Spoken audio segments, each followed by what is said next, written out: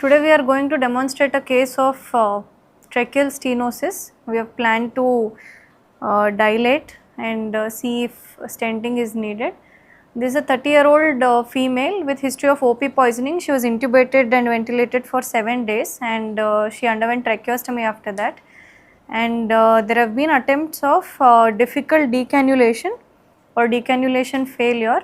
So we will try to see what is the reason for decannulation failure and also if needed dilatation and or degranulation and stenting. So we are using this eye gel. She is being ventilated through the tracheostomy tube, but for the convenience of passing the scopes, we have kept a dummy LMA or eye gel so that we do not have to pass through oropharynx or nasal cavity again and again.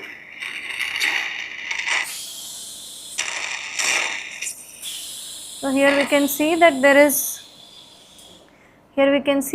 is a blob of granulation tissue and also some amount of stenosis above the tracheostomy. We are still not able to see the tracheostomy tube beneath.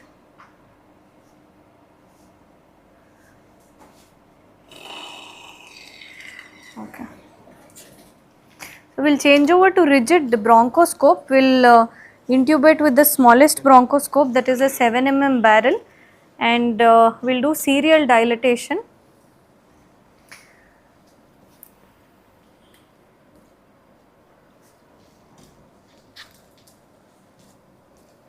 The major you can remove. Single end gauze.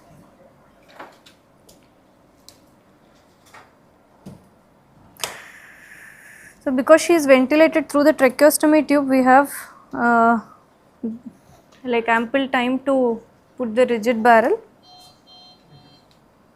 So positioning is very important. The bed height has to be a little up and head has to be in extension. Bed height little up. Okay. So open the mouth wide and you can see the first landmark. This is the uvula.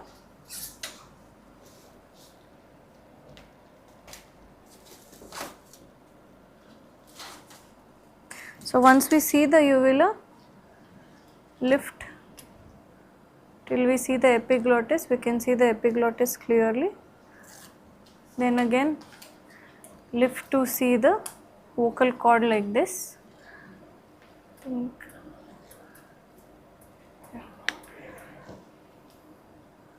So we will just change the hand and hold the barrel with left hand and try to advance the barrel through the vocal cords. So we can see the granulation and stenosis clearly. What we will do is try to cut the granulation with the rigid barrel and also dilate the stenosis. Most important is to maintain the axis of the rigid tube. The axis of the rigid tube and the axis of the trachea has to be the same. We will use rigid suction to clear out the blood.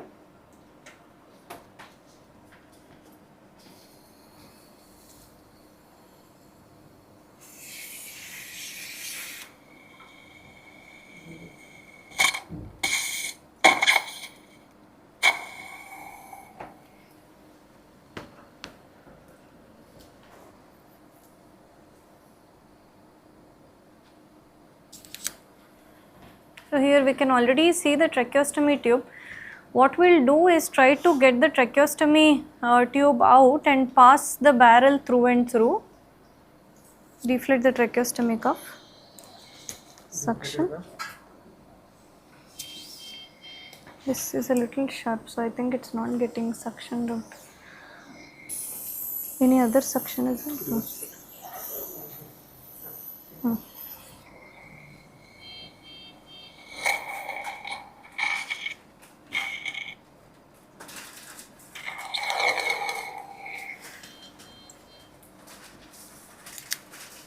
Light.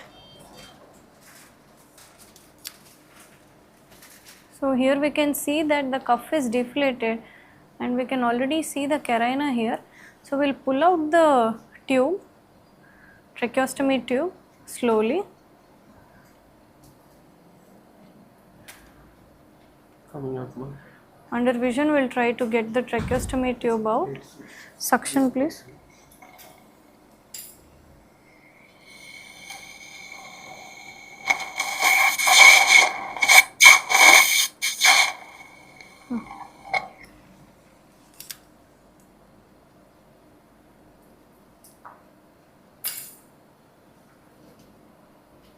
Slowly pull out. Yes. So you can see that the tracheostomy tube is pulled out, and we'll advance the barrel Connecting. and we'll change the connection of ventilation from the tracheostomy tube to the rigid barrel, and we have to place gauze here at the opening of the tracheostomy tube so that there is no ventilation leak.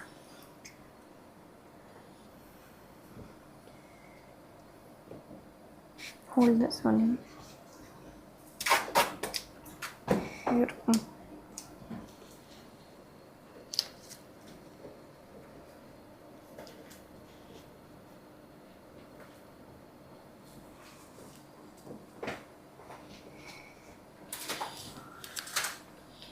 So the reason for her decannulation failure, one is granulation tissue and second is the stenosis.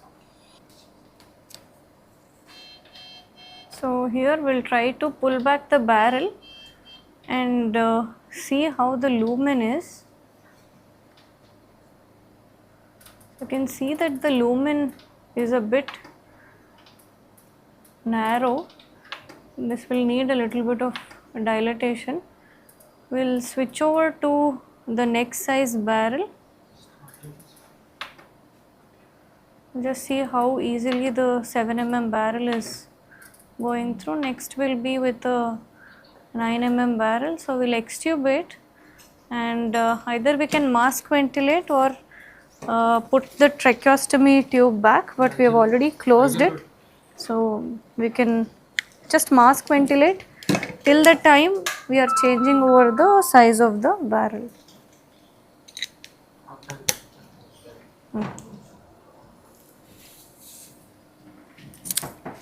It's okay. So we are changing over to a 9 mm barrel.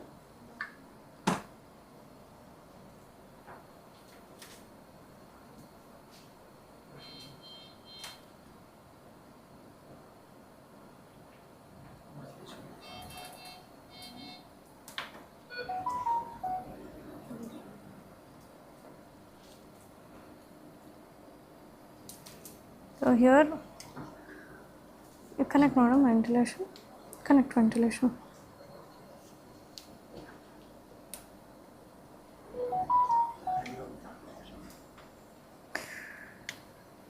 Okay, so we'll try to slowly pass the barrel through the stenosis for a serial dilatation.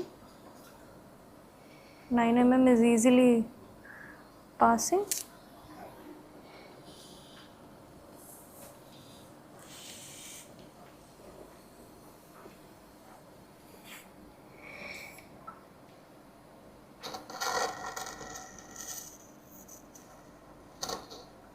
Ventilation okay.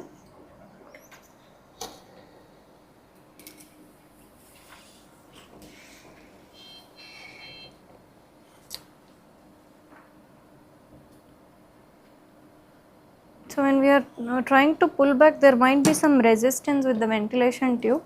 A brief moment we can disconnect and just try to pull out and visualize the airway again. Still this part is a bit stenosed. Connect ventilation. Some amount of Malaysia is also there if we see, because when I am lifting the rigid barrel, the lumen is opening up.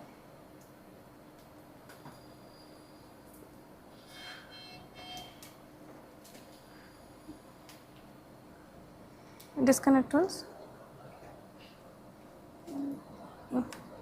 Connect back. Flexible screw.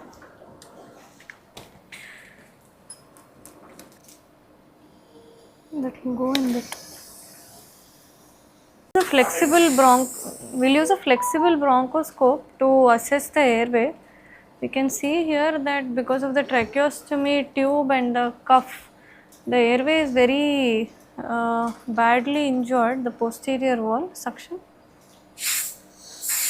You can see a lot of Malaysia component is there with the suction. You see here even in the lower airways, once the suction is applied, there is lot of collapsibility.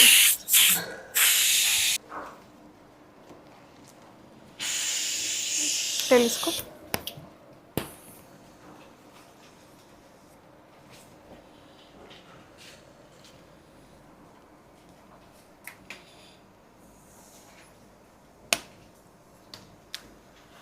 We'll change over to the next size barrel.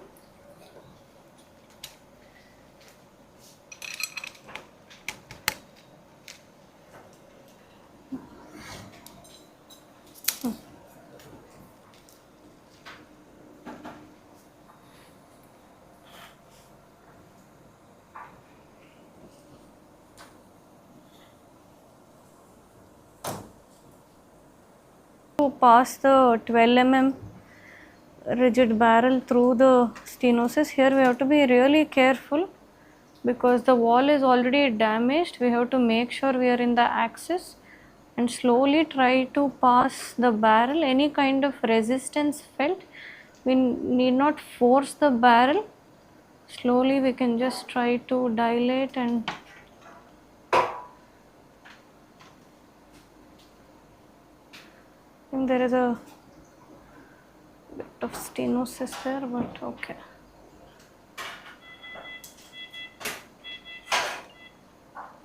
Always maintain the axis. We'll try to ventilate a little bit because there was a bit of apnea.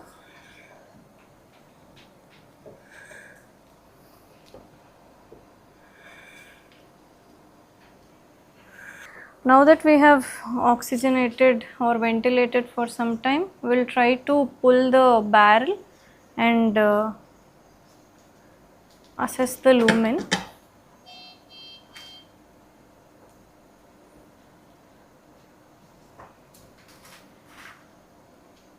So there are two levels of stenosis. This is at the lower end of the tracheostomy tube, and this is all the area where the cuff of the tracheostomy tube was there, and this is the area of the upper part of the stenosis.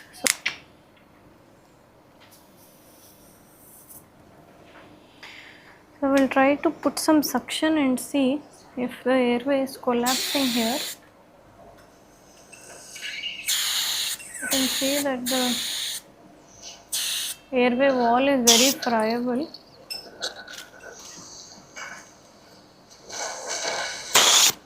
Lot of Malaysia is there.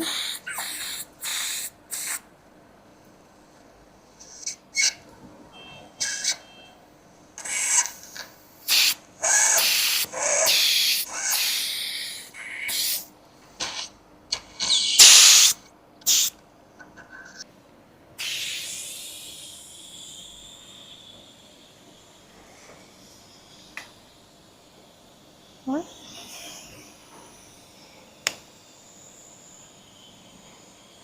What?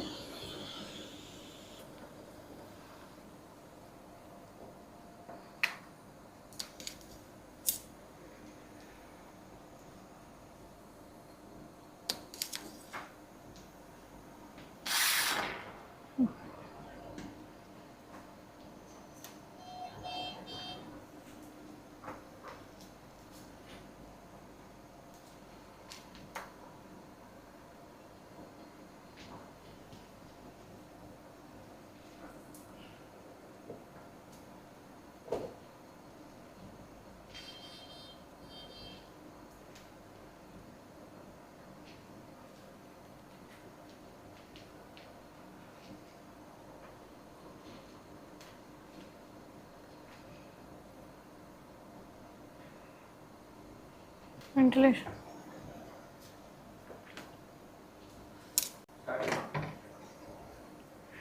So we'll pull back the barrel and analyze the lumen.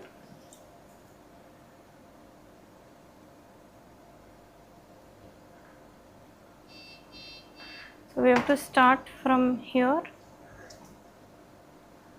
and then place a stent to cover till this area. So we'll take the measurement starting from here.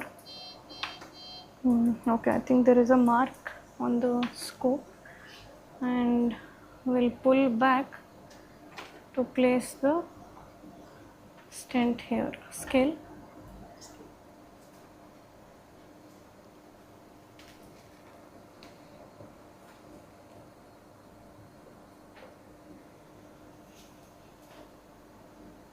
One small tape, please. Should we do that?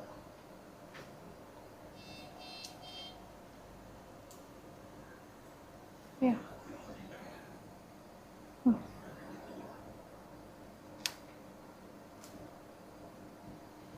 So I have kept a small tape to measure where the stent has to be released. Until the time we make arrangements for the stent, we will try to keep the barrel inside so that we are ventilating, because while inserting stent we expect brief period of apnea. So this is the plaster that is kept for the lower measurement, and it is around 4 centimeters. So we will take a 4 centimeter long stent, silicone, and because the 12 mm barrel is passing not so easily, but it is passing through, so we can plan on placing a 13 mm silicone. Okay, now we have positioned the barrel so that we can demonstrate silicone stent insertion. So here you can see that we are pulling the barrel a little above, and we'll place the barrel at this point, but we will visually mark to release the stent at this point. So we are going to release the stent under vision, so we'll mark a proximal end where we want to release the stent, and we'll keep the lumen with Malaysia open, we'll keep the barrel like this. Okay, hold the barrel here like this, see once, okay, like this, okay. Okay, so now we'll disconnect the rigid bronchoscope here, but we will continue to ventilate using the catheter mount.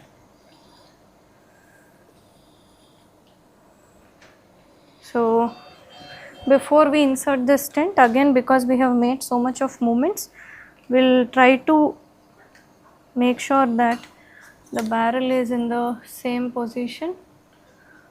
Yeah, this is the place where we want to keep the stent. So we will ventilate for some time.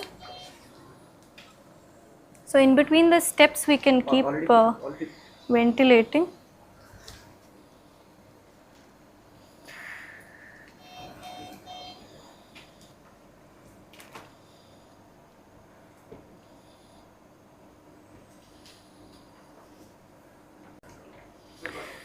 So we have taken a peanut gauze at the end of the rigid forceps. We will try to put in a small layer of jelly and try to smear the jelly on the inner wall of the rigid barrel so that we can deploy the stent easily, ventilate. So we have decided to place a stent of 14 into 50 millimeter studded silicone stent. So we are going to fold the stent manually without any external loading devices. You can see that longitudinally the stent has been folded, and we will insert the stent into the rigid bronchoscopic barrel. So it is a little bit not going so freely even after putting the lubricant. We can cut off some studs so that it easily goes inside the barrel. So we'll use a small blade and cut the studs off. Although the studs help to prevent migration, we can keep few of them on the stent and remove the remaining.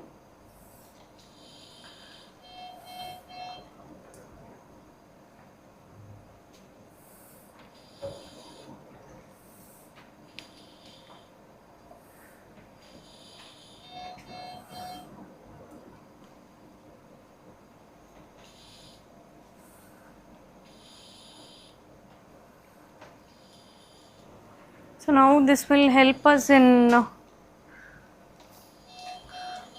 deploying it through the 12 mm barrel easily. So we can see that it is easily moving. So we will try to hold the prongs of the, we'll try to hold the upper part of the stent with the prongs. And now on the side of the, we'll try to push it a little bit inside, and once the stent is inside, we'll try to put the telescope so that we can deploy it under vision. We'll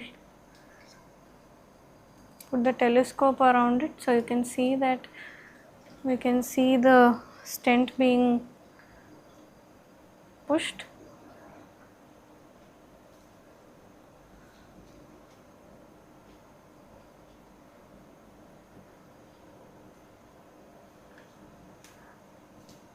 So at this point we can, because we are in control of the stent, we will try to pull the stent a bit more behind. Camera clean.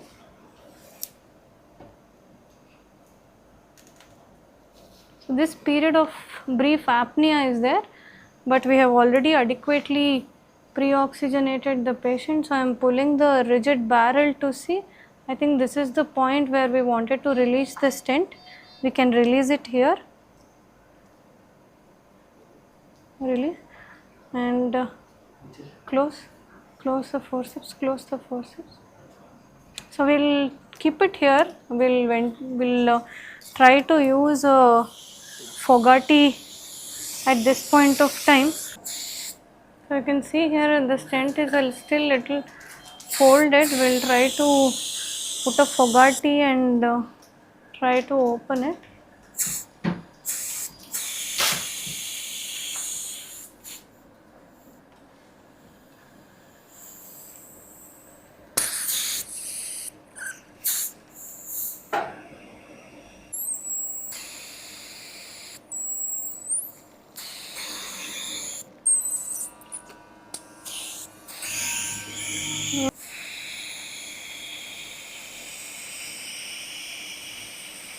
So now we are going to use a flexible bronchoscope and assess. So you can see there is a good distance between the upper end of the stent and the vocal cord, and we can see here that the lower portion also is covered, and because the stent is a studded one, we don't have to put in a suture.